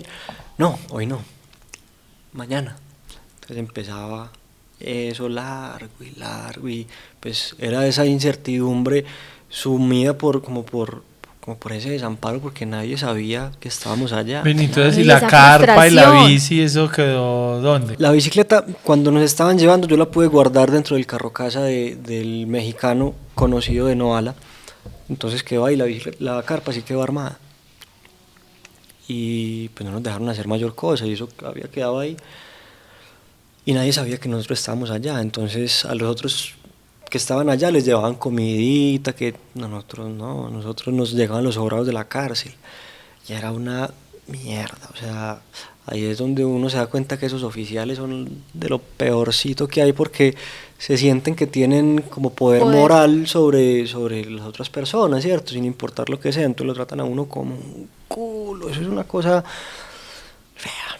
Con el baño, la cosa más cochina del mundo, o sea, todo mal. Pero eso ni siquiera era una cárcel. En ese momento no, fueron pasando los días. Y uno dice, pues lo último que se pierde es la esperanza. Y íbamos mirando a ver qué hacíamos, cómo nos parchábamos. Afortunadamente estaba con Noala, afortunadamente. Y pues nada, fueron pasando los días, estuvimos como 7 días allá metidos en esa comisaría. Y un día en que yo ya estaba bajoneado, en el que yo ya dije, fue puta, pues de aquí no me van a sacar. O sea, si esto está así de largo... ¿Y no. vos mantenías comunicación con tu familia? ¿Cómo? No, pero, o sea, no, Antes ellos no sí. sabían, o sea, ellos ya de Yo pronto llevaba decían, ve, ¿qué pasará? Una semana desaparecida y ¿Qué nadie pasará? sabía. Que no se comunica. Pero era normal a veces porque pues yo ya tenía enseñada a mi mamá. Yo ya le decía, mamá, si yo me pierdo unos cuantos días, Tranquila. relájate que pues cogí mi bicicleta y me perdí, o sea, todo bien, yo vuelvo y aparezco y entonces había como una gabelita, si pasaban 5 días podía ser normal que yo no me comunicara. No era lo común pues, pero ella sabía que, este man está por ahí haciendo pues, sí, está por ahí pedaleando. Pero bueno, empezó a pasar el tiempo y toda la cosa. Y bueno, dentro de todo eso pasaron muchas circunstancias también pues en las que tuve oportunidad de dar como pequeños atisbos afuera de que me estaba pasando eso. Aparte, pues me estaba despidiendo de los grupos de amigos, entonces me tenían una fiesta sorpresa de despedida y el homenajeado nunca llegó, nunca dijo nada y empezaron a buscar en hospitales, en comisarías y se dieron cuenta que estábamos allá. Entonces ahí se empezó a mover un montón de cosas por fuera. Eso es lo bonito de uno dejar huella en todas partes y caer bien a la gente porque pues ahí es donde uno sabe que uno está sostenido de alguna forma. Entonces eso se empezó a mover y todo y un día que yo estaba bien bajoneado, o sea, yo dije ya, hijo de puta, qué cosa tan horrible.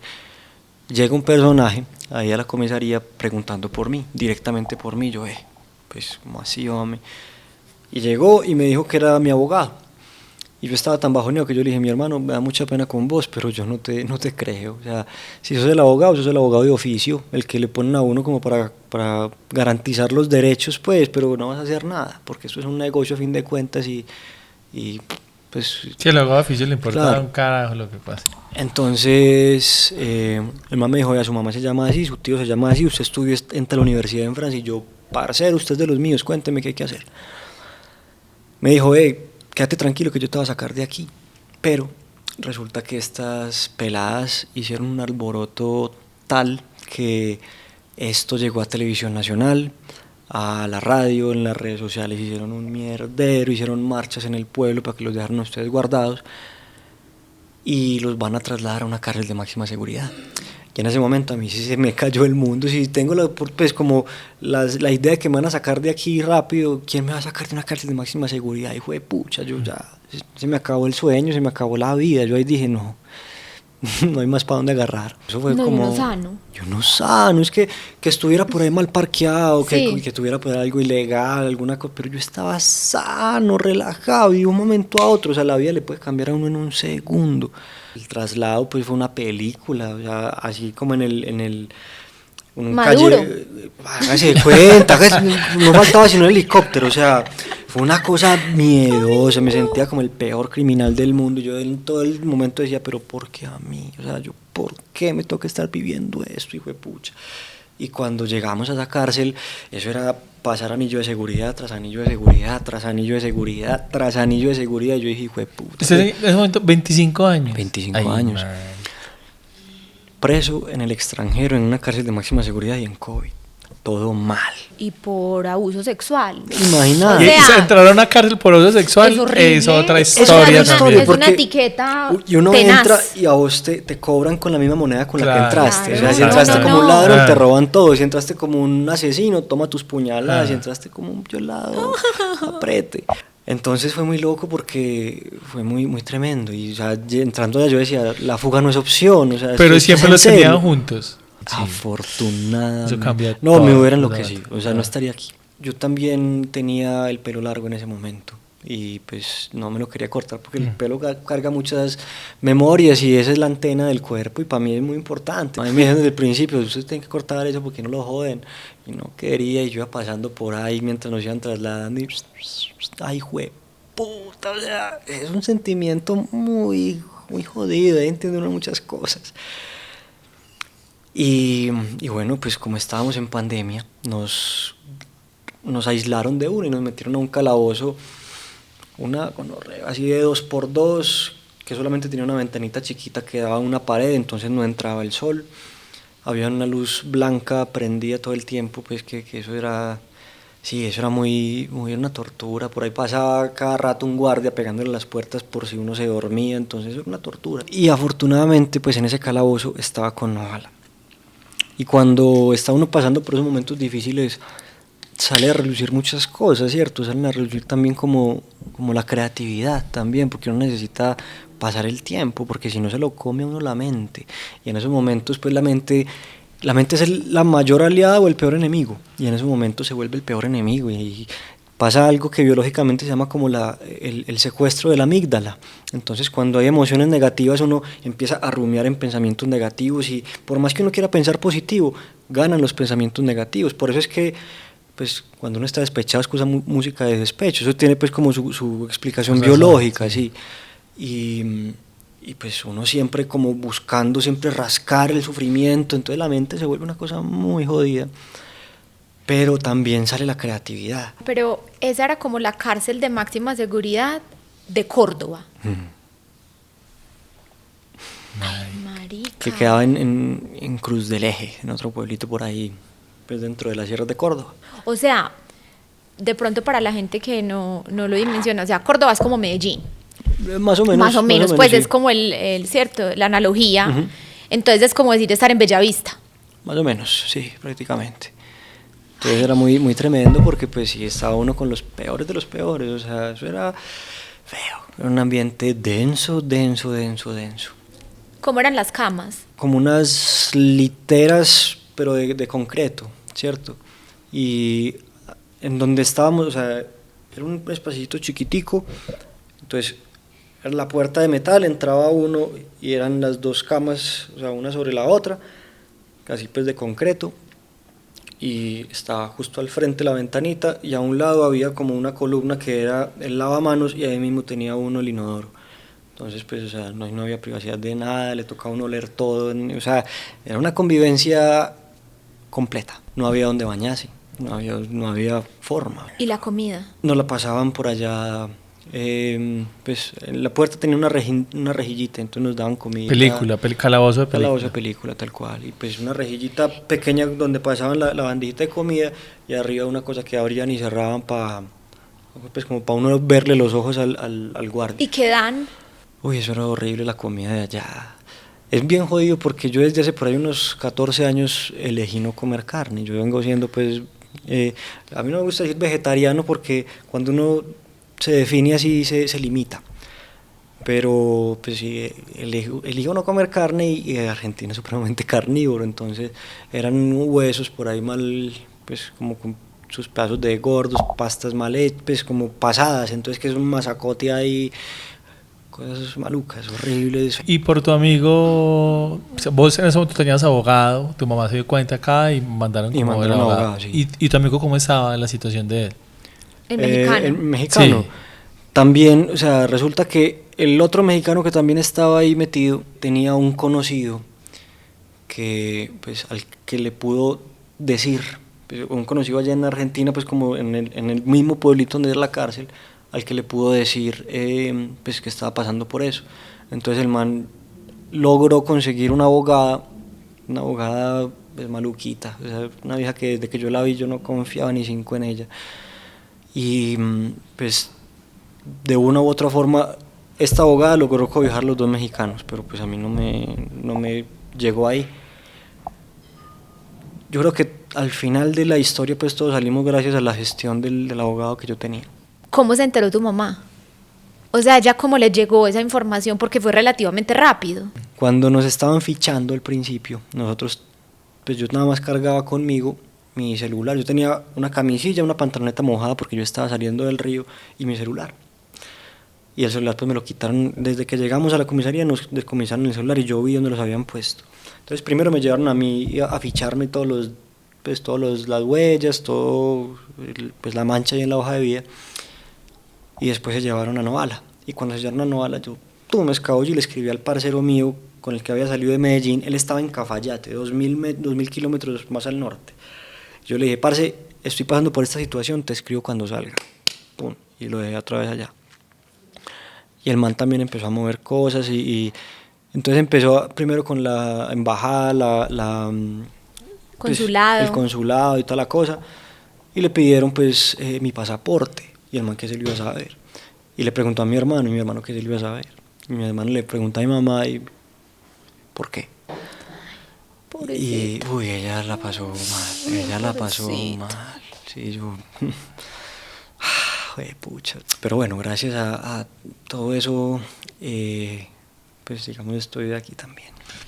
Tincho, después del calabozo, digamos como en orden cronológico, es en el calabozo donde llegaron primero los dos y luego de ahí los pasaron como a patio. Ustedes salían a patio sí, con los el peores, combo. sí. Y siempre estaban los dos solos o les metieron ya celda con un combo de gente. Nos metieron al mismo patio, pero en dos celdas diferentes. Entonces nos tocó Los separaron. Sí, nos separaron dentro de ese patio y las celdas eran 12 personas por celda.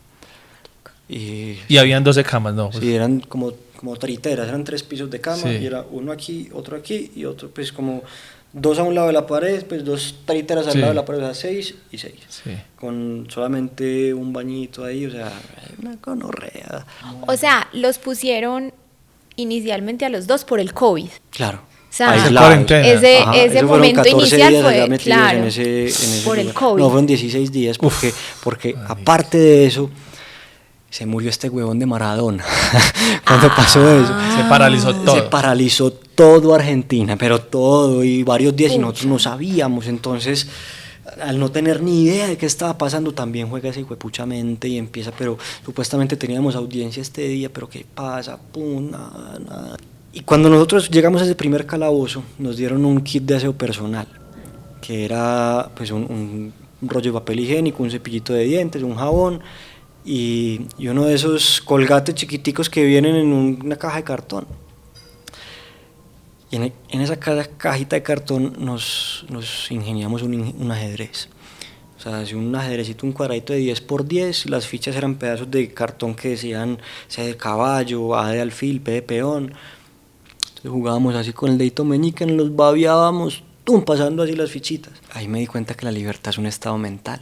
Estando en esas 4 paredes, yo me metí en ese cuadradito y se me olvidaba que estaba ahí. Y vea qué tan particular, o sea, pedid y se os concederá. Yo salí con el propósito de definir la libertad y me vine a encontrar con la libertad en el lugar en el que menos me lo imaginé. O sea, en una cárcel de máxima seguridad, dándome cuenta que la libertad no es salir a buscar por ahí, sino que es un estado mental, que es un estado interno. Y es particular porque también ahí empecé a profundizar mucho en la meditación y en la respiración consciente y empezarme a ver internamente. Así la mente me dijera, marica, ¿qué te vas a poner a meditar en el lugar más densamente cargado del mundo? Pues hazme el favor. A pesar de todo, un día me senté a meditar y fue la cosa más profunda que había vivido. Pues sentí a mi papá, sentí a mis abuelos, incluso sentía como me llegaba a la mente al sentir como amigos de la infancia con los que no había hablado hace rato. Y tiempo después, cuando ya había recuperado la libertad, me di cuenta que ellos sabían que yo estaba pasando por ese momento mientras estaba en ese momento. O sea, yo allá adentro que iba a saber que ellos estaban, pero me llegó la intención de ellos, me llegó pues como la esencia de ellos estando allá. Entonces, eso empezó a unir muchas cosas y me di cuenta de que es eso, de que cuando uno, pues que esa libertad está adentro. Y pues también aprender muchas cosas allá adentro, pues porque en esos momentos oscuros, cuando pasa uno esa noche oscura del alma, y donde uno dice, pues parce, aquí no salgo, y que todo es tan denso y tan jodido y tan complicado, pues aprende uno a valorar muchas cosas, ¿cierto? Porque lo verdaderamente importante en la vida es gratis, ¿cierto? Y muchas veces no lo valoramos precisamente porque es gratis, ¿cierto? Es muy normal uno agradecer por la salud, ¿cierto? Por el amor de las personas que están al lado, pero dígame pues, ¿cuándo fue la última vez que agradecieron por estar libres? Eso se vuelve paisaje. Y uno siempre está libre, entonces uno como no sabe lo que tiene hasta que lo pierde, se da uno cuenta de lo importante que es eso y lo fundamental que es para el espíritu uno poderse sentir en esa libertad. Pero la libertad no es lo que uno consigue afuera, no son los kilómetros que uno anda, porque yo pedaleé miles de kilómetros buscando eso y pues fue cuando empecé a mirar para adentro que me di cuenta que el viaje el verdadero viaje es para allá adentro. Y pues fue muy, muy revelador y a partir de ahí pues cambiaron muchas cosas. Entender que la vida es esa montaña rusa tan tremenda que pues uno siempre está construyendo y escalando para llegar arriba, pero pues mientras uno llega arriba, como es arriba es abajo, entonces téngase, porque si llega arriba y se siente muy arriba, la caída puede ser muy tremenda, puede ser un totazo muy bravo y pues eso hay que vivirlo. Y cuando uno llega ahí abajo, si es que llega abajo, pues uno tiene nada más dos caminos y dos opciones, que es pues o ver las cosas desde ese rol de víctima y por qué a mí, por qué pasan estas cosas, pero y compararse uno con los demás y quedarse ahí en ese hueco, o simplemente cambiar la perspectiva, porque pues todo es del color de la luz que recibe, todo depende de cómo lo mire uno y por dónde lo mire uno. Y eso le puede volver una oportunidad. O sea, las adversidades más grandes pueden ser una oportunidad muy grande en la vida, de uno poder cambiar la perspectiva y ver las cosas diferentes. Eso, pues como entre las muchas enseñanzas que trajo eso. ¿Y tu amigo cómo estaba emocionalmente? ¿Estaba fuerte o estaba derrumbado? ¿O ahí se la derrotaban entre los dos? Nos rotábamos. Eran momentos en los que yo estaba mal, llevaba el hijo de puta, el man me daba moral. Y momentos en los que él estaba también llevado y parce, hágale que aquí estábamos, que todo bien, porque pues sí, fue una convivencia muy tremenda, fue una cosa en la que ya no había nada que ocultar.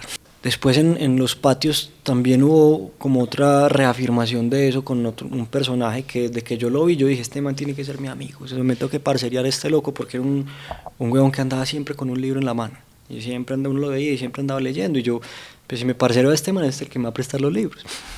Y hubo un día en que había un partido que estaban jugando Talleres y Belgrano. Ay, pucha, los dos equipos de Córdoba, entonces todo el mundo estaba allá metido. Había un salón dentro del patio donde era como el comedor y había un televisorito pequeño ahí colgado. Y pues todo el mundo estaba metido allá en el televisor y yo, esta es la oportunidad para ir a abordar al personaje, ¿cierto? Le decían el Rasta. Y llego yo y me siento al lado del Rasta y el man, pum, baja el libro y sin que me diga nada y me dice, vea, los verdaderos presos son esos que están allá guardados, pues que están allá viendo el partido. Yo aquí, con este libro, desde que abro la primera página, me transporto y no estoy entre estas cuatro paredes. La libertad es un estado mental. Y entonces pues, fue un montón de cosas que me empezaron a llevar pues como a entender estas cosas y a empezar a agradecer lo que estaba pasando. Porque cuando uno aprende a ver las cosas con gratitud y a cambiar la perspectiva de lo que está pasando, uno cambia la manera en que uno vive esa realidad. y la manera en que uno pues como que se relaciona con lo que está pasando, porque por más que uno quiera, uno no puede cambiar eso. Uno está completamente sometido, es una cosa pues horrible. Tincho, ¿y habían más extranjeros ahí? No, dentro de ese patio no. Más o menos, ¿cuántas personas pueden haber en un patio? Por unas 100 personas o más. Y les hacían como bullying, pues como, como por extranjeros. No, porque desde el principio llegamos cayendo bien. Primero, pues yo desde el principio sentía pues como todos los ojos sobre mí por el pelo.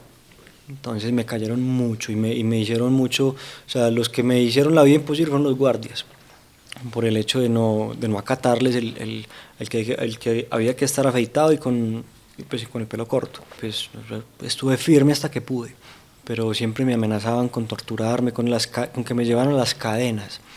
Era muy tremendo porque cuando estábamos en el primer calabozo, pues en el de 2x2 que estábamos Novala y yo, se escuchaba a lo lejos gritos, sáquenme de aquí, y durante varios días. Al principio muy intensos y ya después iba bajando como la intensidad, pero a raticos se escuchaban los gritos. Y dentro de los patios nos contaron que pues, era que los metían en las cadenas y era que los llevaban por allá un cuarto atrás, los amarraban así pues como de los brazos y de los pies a unas cadenas y cogían con jabones y los metían en fundas de almohada a torturarlos. ¿Con jabones? Metían como los jabones pues... ¿Jabón rey? Sí, una barra de jabón. Hacen como una onda. ¿Una onda? Hacete cuenta, tenés la funda de la almohada sí. y es como una bolsa. Sí. Entonces ahí adentro meten jabones que son duros, pues no meter piedras pues, y con eso lo agarran a golpes. Y son cosas que no se ven, ¿cierto? Y que todo está pues muy por debajo, pero son... ¿Pero tú sabías de eso? Sí. ¿Por qué? Ay. No, pero en las cárceles no sé, no lo sabía. Se lo imaginaba uno por ahí. Tenía esa amenaza siempre encima. Hasta que un punto, pues, y tampoco me daban colchón, entonces yo dormía en el... Por eso, por el pelo, no te daban colchón. No me dio el colchón por eso, entonces me tocaba dormir pues en el concreto de esa cama, pues. ¿Y en qué estación estaban? ¿En verano? Primavera. Bueno, re bien. Pues, afortunadamente, sí, en verano o en invierno, pero estábamos en primavera. Entonces, nosotros, desde que llegamos a los patios, pues, a los extranjeros, el peludo, toda la cosa... Y caímos bien porque Novala es músico, entonces en ciertos momentos habían como grupitos de alabanza, ¿cierto? Como habían diferentes grupos de personas dentro del patio que tenían pues sí, como sus momentos de oración y todo, y dentro de uno había unos que tenían un teclado. Entonces pues llegó Novala y me dijo como que parce, venga, vamos a parcharnos al lado a escuchar música. Entonces, el que estaba tocando, ¿ustedes han tocado alguna cosa? Venga para acá y toque. Y Novala pues muy modesto, él dijo como que no, pues yo no sé mucho, un par de acordes y empezó, y cuando menos pensó estaba tocando una Vicente Fernández de man. Entonces, de un momento a otro empezó a llenar, pues fue como un concierto ahí, empezaron a llegar todos los presos ahí al teclado. Y pues caímos muy bien, o sea, desde el principio como... Uno ve que hay artistas que van a las cárceles a dar conciertos, pero cuando un concierto con otros mismos presos, ¿cierto? Entonces fue una cosa bacana y desde eso hicimos como buena onda. Y porque también fue muy interesante porque a los de la celda yo les contaba la historia. Me dijo, ¿qué de Colombia? ¿Usted qué? ¿Por qué llegó aquí? Cuente pues. Drogas. Eso, ¿usted qué droga estaba haciendo? ¿A quién mató? ¿Cómo fue? Y yo, no, pues me pasó, yo venía viajando en bicicleta y les contaba historias y todo, y esa gente era así, qué loco, yo salgo de aquí, me tomo el palo, cojo una bicicleta y me voy para el carajo. Entonces fue muy interesante porque dentro de ese lugar tan oscuro fue como llevar un poquitico de luz también, y como llevar un mensaje de libertad donde esa libertad se había olvidado. Y eran muy neas. Sí, no, había de todo, gente que me contaba las historias allá adentro, que un loco que en un ataque de rabia cogió una escopeta y cogió el papá y 40 perdigones ahí en el pecho, una cosa, historias pesadas. Muy loco porque el que más me sostuvo allá adentro, porque cuando yo llegué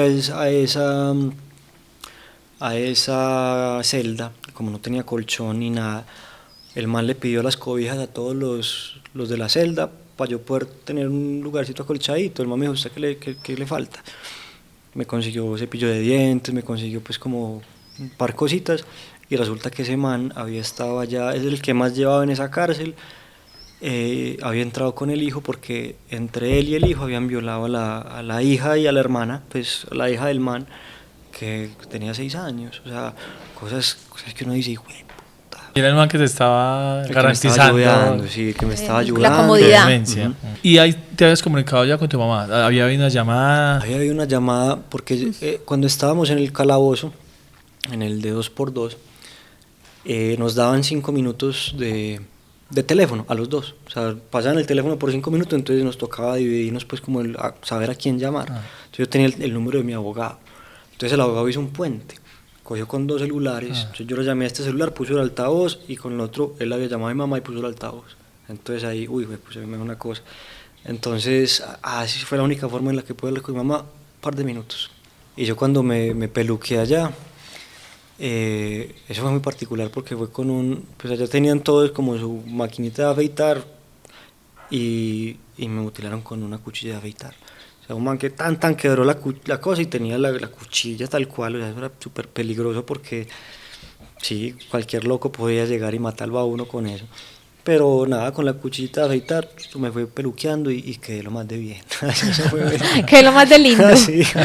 Tincho, pero ¿cómo tomaste la decisión finalmente si ya habías hecho el aguante? Porque estaba ya desesperado del amedrentamiento de los guardias. Llegó un punto en que yo dije, ya no más, ya. Pues, y aprender a soltar también. O sea, en esos puntos donde uno la está pasando mal, la mente le juega a uno las peores pasadas y busca a uno, pues le llegan a uno pensamientos de salir por la fácil, ¿cierto? O sea, como de, no sé, encontrar cualquier opción ahí y acabar con todo de una vez. Entonces fue un episodio de mucha entereza y de mucha cosa que es eso, pues que me enseñó que el verdadero poder está en la mente y en entender que, pues, si uno controla esa mente demente, puede uno encontrar esa verdadera libertad, y que todo lo que uno muchas veces piensa que es libertad, que cuando consiga este carro, cuando consiga esta casa, cuando tenga este trabajo, cuando gane tanta plata voy a ser libre y feliz, esos son solamente barrotes para la cárcel de oro. Entonces, encontrarse a uno es el verdadero propósito, más allá del servicio, más allá de hacer cosas. El verdadero propósito por el que vinimos aquí es autodescubrirnos. Y si uno se autodescubre, pues uno sabe qué es lo que a uno le gusta, empieza uno a hacer lo que a uno le gusta, superando los miedos, porque siempre van a estar esos miedos, pero si das el paso y superas los miedos, pues se empiezan a dar las cosas y la vida te pone el kit de herramientas para seguir adelante y para poder seguir vibrando en eso. Y a veces ese hijo de madre kit de herramientas llega mal empacado, cuando la vida es como uno quiere. Entonces a mí me tocó un canazo, es lo más mal empacado del mundo, pero hacía parte del kit de herramientas para poder aprender y seguir vibrando en eso y poder siguiéndome encontrar a mí. Y a partir de ahí pues empecé a profundizar mucho en herramientas de autodescubrimiento, en el yoga, en la meditación, en tantas cosas, y empezaron a llegar las personas que eran. Y también por ver la adversidad como una oportunidad, porque después de haber salido de allá, después de eso me di de frente con la realidad otra vez, y fue un choque psicológico importante. O sea, después de 21 días que uno haga algo, el cerebro se empieza a acostumbrar. Ya estaba acostumbrado a estar encerrado, a no tener libertad y estar completamente sometido. Entonces me dio bastante duro cuando salí. Y empecé a coger lápiz y papel y hacer catarsis, escribir lo que sentía, lo que pensaba.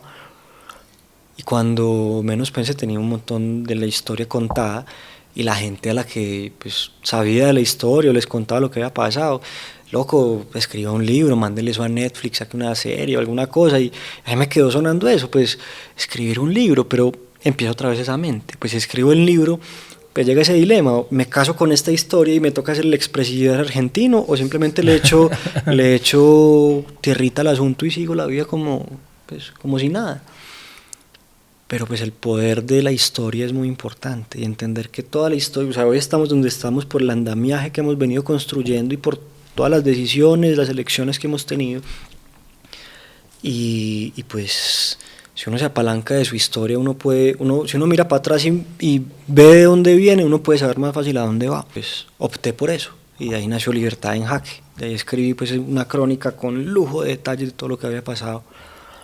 Y eso me abrió muchas puertas y desbloqueó muchas cosas internas, mucha seguridad, mucha abundancia en todos los sentidos, que la abundancia no es económica, eso es una consecuencia nomás, pero sentirse uno bien, sentirse uno en paz con uno, sentirse uno en paz con su historia, con lo que uno ha vivido, lo que uno ha construido, eso no tiene precio. Y entender también que uno solamente es libre cuando uno agradece lo que ha pasado y cuando uno sabe perdonar, porque pues uno sale de ahí y lo primero que me decían era, ¿y entonces qué vas a hacer con estas viejas? O sea, si ya demostraron que vos no, pues que sos inocente, y entonces estas viejas ¿qué? Y desde que yo estaba allá adentro, con Novala dijimos, pues sí teníamos muy claro que la vida se iba a encargar de ponerlas en su sitio, que no era cosa de nosotros, ¿cierto? Y desde ahí yo perdoné eso, pues sí. En este momento no sé ni quiénes son, o sea, no, si las veo por ahí, porque mi corazoncito está limpio, porque si uno queda con ese rencor, queda esa semillita ahí en el corazón y eso se lo va comiendo a uno, lo va pudriendo a uno y eso no lo deja a uno ser libre. Entonces ahí está esa verdadera libertad, cuando uno aprende a perdonar y agradecer por todo lo que ha pasado, incluso lo malo, incluso un canazo injusto.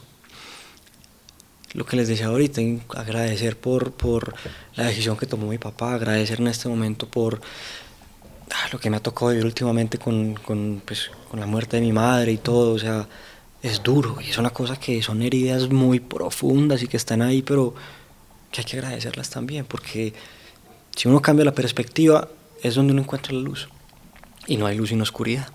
Siempre tiene que haber esos momentos de confrontación y todo para encontrar esa luz. Entonces, sí, gracias a Libertad en Jaque también pues llegaron las personas que eran, las circunstancias que era. Conocí a Daniel Tirado, llegué a este lugar mágico, impresionante, de una manera completamente inesperada, pues que jamás me había imaginado. Yo a Daniel lo seguía desde hacía años también por ser el loco viajero. Ya después él empezó con el tema del trading y pues a mí eso nunca me interesó, lo dejé de seguir y cuando menos pensé pues ya habíamos hecho un vínculo también como por redes, lo conocí y él me dijo, loco, te necesito en la montaña sagrada. Hicimos buena onda y aquí estoy. Y entonces eso me ha permitido profundizar en estas herramientas de autodescubrimiento, de encontrar ese equilibrio interior para poder seguir expandiendo esa libertad desde el servicio, desde entregar. Porque pues cuando todo es para mí, pues llega un punto en el que llega ese vacío también. Pero cuando empieza uno a entregar desinteresadamente lo que uno va construyendo y lo que uno va cultivando, ahí es donde uno se expande. Si te expandes, yo me expando. Tincho, ¿y cómo fue el regreso? Saliste de ahí y un avión para Medellín. Me tocó esperar 5 meses más en Argentina porque salimos con una libertad condicional. Y si me iba, me clavaba el puñal porque, este prófugo, que nos voló. Pero pues me tocó esperar 5 meses a que la fiscalía diera el aval, porque yo di como todas las garantías, pues como, vea, yo vivo aquí en Medellín, hace parte del patrimonio, toda la cosa, y pues, o sea, como demostrando que no me iba a volar y que tenía como responder con cualquier cosa. De ahí pedaleé hasta Buenos Aires, y pues ya la idea mía en un principio era llegar hasta el fin del mundo y volverme a subir por Brasil, hacer todo el recorrido de Sudamérica, pero de Buenos Aires tomo un avión y me regreso porque lo único que... Después de los 5 meses, porque lo único que yo quería era abrazar a mi mamá. ¿Y tu amigo? También. Igual, se quedaron para Buenos Aires y a los 5 meses para México. Tincho, ¿y qué hizo el abogado para lograr eso? O sea, ¿qué fue lo extraordinario que hizo él? No, conseguir testigos, conseguir diferentes puntos de vista que dejaran en claro que nosotros no teníamos nada que hacer y adelantar una audiencia. Nosotros estábamos tan sometidos y tan secuestrados que desde que habíamos entrado no nos dejaron hablar, no nos dejaron decir nada. O se encanaron sin juicio. Sin juicio. Hay una cosa ya que se llama la ley del dicho, y si llega una mujer, pues sí, en este caso una mujer diciendo que la violaron y que faltaron con su integridad, ella tiene la razón y uno es culpable hasta que se demuestre lo contrario. Y eso me pasó, eso me tocó vivirlo en carne propia. ¿Y vos puedes ir a Argentina hoy? Yo espero que sí, no he hecho el ensayo todavía. ¿Y te provoca? Me encantaría, ¿sí? Me encantaría terminar lo que fui a hacer, me encantaría ir a reencontrarme con esa familia que forjé allá durante la cuarentena, porque pues pasaron mil cosas allá en ese año y hice muy buenas relaciones. Si hay un lugar donde me gustaría echar raíces fuera de Colombia, porque pues esto es un paraíso muy impresionante uno, cuando uno se va de aquí es que uno empieza a valorar lo chimba que es esto y todo lo que tiene, a pesar pues del mierdero que puede llegar a ser, pero más allá de esto es una riqueza que es la verdadera riqueza, la naturaleza, el agua, o sea, tantas cosas y tan variadas que hay. Si hay un lugar donde me gustaría echar raíces que no fuera aquí, sería en Capilla del Monte. Impresionante ese pueblito, impresionante, o sea, pero no en San Marcos. No en San Marcos, no, ni por hijo de pucha, así no me va a parecer, pero sí en Capilla, ya sí me parece hermoso, o sea, es una cosa, y tuve como tanta afinidad como de mi esencia ya que lo llevo en el corazón, sí. Y pues no sé, después de un tiempo, después de los 4 años que pasa eso, ya se prescribe, ¿cierto? Ya digamos todo eso como que se archiva ya todo bien. Y yo después de que salí de allá, viajé a Europa, viajé a Estados Unidos, cagado. O sea, yo cuando iba pasando a Estados Unidos, yo, hijo de pucha. No, pues iba cagado uno que no claro, había pasado. Yo espero que no pase nada, pero nada, una vez pasé y todo bien, yo dije, listo, o sea, no estoy reportado en la Interpol, todo bien. Entonces, después de haber vivido eso, fue como una gran tranquilidad, y sabiendo que ya en este momento ya se prescribió, creo que sí podría volver a Argentina sin problema, ya llegará el momento. Tincho. No la vi venir. No la vi venir. Yo fui como hilando cosas que me había contado Sebas, ahí como sobre la marcha, pero pues nunca esa historia, pues esa profundidad. Uf. Es tremendo. Eres un maestro. Hay que tener cuidado con lo que se le pide al universo, con lujo de detalles, porque sí, uno pide y se le da. Sí, descubrir la libertad, pero ¿a qué costo? ¿No? Exacto, un camino muy tremendo que agradezco profundamente, no me arrepiento de absolutamente nada. Tincho, ¿y dónde el libro lo distribuyes? ¿Contigo directamente? Conmigo directamente, aquí en Silicon Valley. Está también en digital, en Amazon se consigue, y nada, pues ahí quedan las redes, Tincho Libre, y por ahí me encuentran, por ahí un mensajito y les hago llegar ese libro a donde sea. Tincho, gracias por el tiempo, gracias por compartir esta historia pues tan íntima, aunque yo sé que está en el libro y todo, igual no es lo mismo que estar narrada por ti, y también por dedicarte como a compartir como todas estas reflexiones, cómo puedes agradecer por todo esto, cómo pudiste darle la vuelta a un suceso que puede ser muy traumático para transformarte en esto. Tincho es de esas personas que sin saber la historia, nos conocimos en realidad esta mañana, que hemos tenido varios acá, un par, que en realidad transmite calma. No, así serenidad. sea en silencio, o sea, no tienes que estar hablando ni contando una historia para tu presencia ya. Eso, tu presencia transmite calma y eres muy joven. Hay gente que se le pasa eso como con los años, que ha vivido muchas cosas y ha encontrado ahí no sé qué es. Yo soy muy incrédulo, pero si hay gente que transmite algo, y vos inclusive en silencio. Esta mañana dije, este man tan tranquilo, y claro, creo que lo traías, y ese suceso te lo disparó aún más. Se vuelven las maestrías de la vida, se vuelven las cosas que hay que vivir para uno poder como sacar esa misión en la que uno quizá trae desde el alma, ¿cierto? O sea, llámelo como lo quieras llamar, ¿sí o no? Pero de una u otra forma uno como que viene predeterminado a aprender muchas cosas, y pues si uno no las aprende, la vida le sigue mostrando los golpes como es, hasta que uno aprende. Pero pues afortunadamente los golpes han sido contundentes para poder uno aprender y transmitirlo, que eso siento que es lo más importante siempre. Tincho, muchísimas gracias. Gracias. Además que me encantó conocerte. Sí. No, igualmente. A todos los que nos recomendaron a Tincho, gracias. Sí. Y a veces como que juzgamos muy a la ligera y este es así porque no le ha pasado nada. Este es así porque ha tenido una vida perfecta por el privilegio. y no hay gente que de verdad coge las adversidades de la vida para hacer una maestría, y creo que eres un ejemplo de eso. Siento que esa es como la verdadera alquimia, ¿cierto? De uno poder transformar el carbón que le puede llover a uno en diamantes, ¿cierto? A través de la presión, ¿cierto? Los diamantes son carbones bajo alta presión y alta temperatura. Entonces, no, muchachos, gracias a ustedes, que es un privilegio. Que no sea la última vez. No, que no sea la última vez. No, así será. Eso Y es. si quieren detalles, le escriben a Tincho y se leen el libro. Tincho Libre, igual por acá vamos a dejar todas las redes y la información de Tincho. Yo voy a leerme ese libro. Sí, Está ya claro. en mi lista. A ustedes gracias, esperamos que se hayan conectado con esta historia tanto como nosotros, y como que puedan realmente, como toda esta narración de Tincho, como ayudarnos a reflexionar sobre tantas cosas en la vida. Yo por lo menos, que a veces me agobio, pues, y luego pongo como en perspectiva y digo, por una maricada, y me agobio por unas cosas. Entonces como que a veces sí hay que trabajarle un poquito a la loca de la casa. Eso es importantísimo dominar la mente y entender que no somos la mente, o sea, no somos lo que pensamos. A veces nos identificamos con muchas cosas que no son.